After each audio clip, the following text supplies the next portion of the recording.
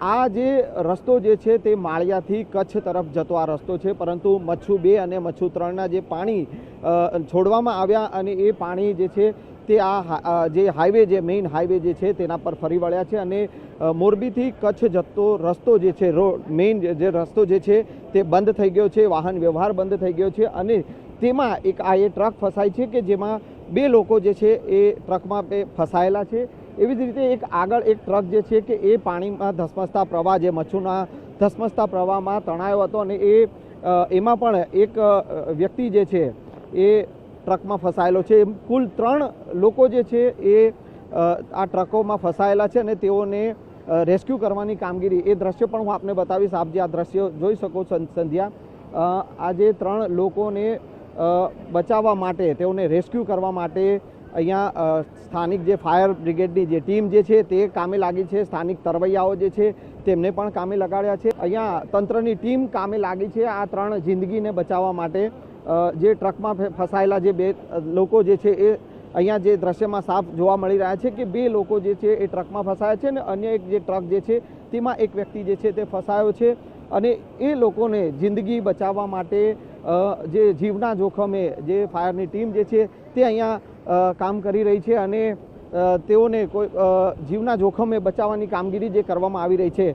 એના મોરબીના જે ધારાસભ્ય છે કાંતિભાઈ, તેઓ પણ અહીંયા ખડે પગે છે અને તેઓ આપણી સાથે છે, તેઓ પાસેથી પણ વિગત જાણીશું। સંધ્યા, કાંતિભાઈ શું કહેશો, આ જે ટ્રકમાં ફસાયેલા લોકો જે છે 2 લોકો એક ટ્રકમાં છે અને અન્ય એક વ્યક્તિ જે ટ્રકમાં ફસાયો છે, જીવના જોખમે તેઓને રેસ્ક્યુ કરવાની કામગીરી કરવામાં આવી રહી છે।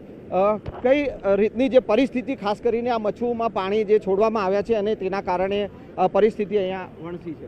મેજોરિટી 2017માં પણ આવી રીતે પાણી આવતું, એટલે અમને ખ્યાલ છે કે 2-3 વર્ષે 5 વર્ષે આવી રીતે પાણી આવતું હોય।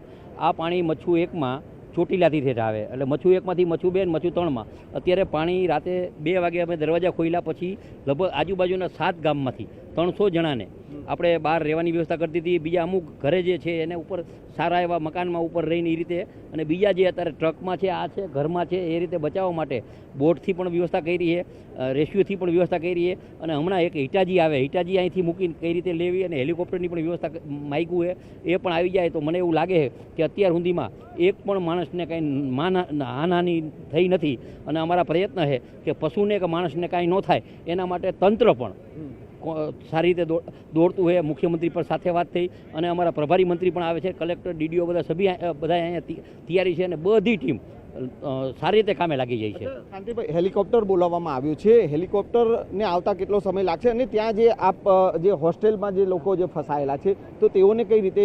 અમને આ ખબર છે કે દર વખતે પાણી છોડી એટલે આ 7-8 ગામમાં એટલે જે એના મંદિર સારા બનાવ્યા હોય, મજબૂત બનાવ્યા હોય, સારા 1-2 મકાનો એના ઉપર છે એટલે કોઈ તકલીફ નહીં પડે। આ પાણી બેઠું પાણી છે એટલે અમને તકલીફ નહીં પડે, પણ અમારા પ્રયત્ન હેલિકોપ્ટર આવે તો માનો કે અમે ઘરમાં 8-10 જણા છે, આમ છે, બધે જે છે પછી એને એ રીતે લઈ લેશી અને કોઈ તકલીફ નહીં પડે।